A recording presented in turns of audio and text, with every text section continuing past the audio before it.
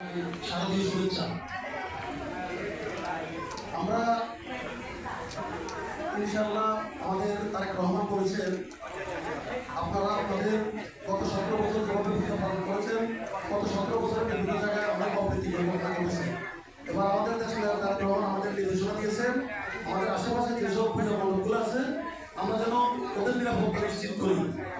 ইনশাআল্লাহ গত 3-4 দিন ধরে আমরা আমাদের 5টা সিউনি 2টা মণ্ডপ, এখন একটা মণ্ডপ থেকে এসেছি পার্বতী পূজা মণ্ডপ, ওখানে এবং এখানে আমাদের স্থানীয় লোকজন এবং বিএনপি লোকজন মিলে আমরা চেষ্টা করতেছি এই মণ্ডপের নিরাপত্তা রক্ষা করার জন্য। ইনশাআল্লাহ বিএনপি সবসময় বিএনপি একটি দলগত দল, বিএনপি ইনশাআল্লাহ আপনাদের পাশে আছেন।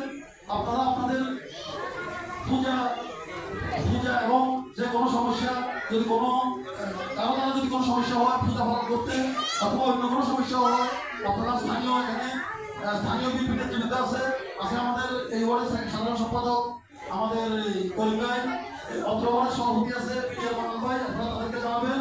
ইনশাআল্লাহ আমাদের দ্বারা বিএনপির দ্বারা যদি কোনো অপ্রীতিকর কোনো কিছু করবে আমরা এটা অন্তত সাংগঠনিক ব্যবস্থা নেওয়া হবে।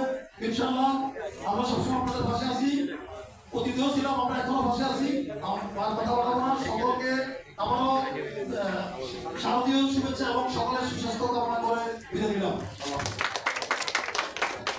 আচ্ছা, একটা কথা আসলে আমার ভুল হয়ে গেছে, আমাদের সদর উপজেলা বিএনপির সম্মানিত সদস্য এই ইউনিয়ন থেকে তিনি 2বার ভোট করেছিলেন, কিন্তু ফ্যাসিস্ট সরকারের কারণে হয়তো তিনি চেয়ারম্যান হন নাই। সেই কামালউদ্দিন ভাই আপনাদের জন্য, তিনি এখন দেশে নাই, সৌদি আরব আছে, আপনাদের জন্য কিছু শারদীয় শুভেচ্ছা পাঠিয়েছে। ইনশাআল্লাহ কিছুক্ষণ পর তার প্রেরিত উপহারগুলো আপনাদের মাঝে পৌঁছে দেব। আপনারা সকলে তার জন্য দোয়া করবেন। ইনশাআল্লাহ আল্লাহ হাফেজ।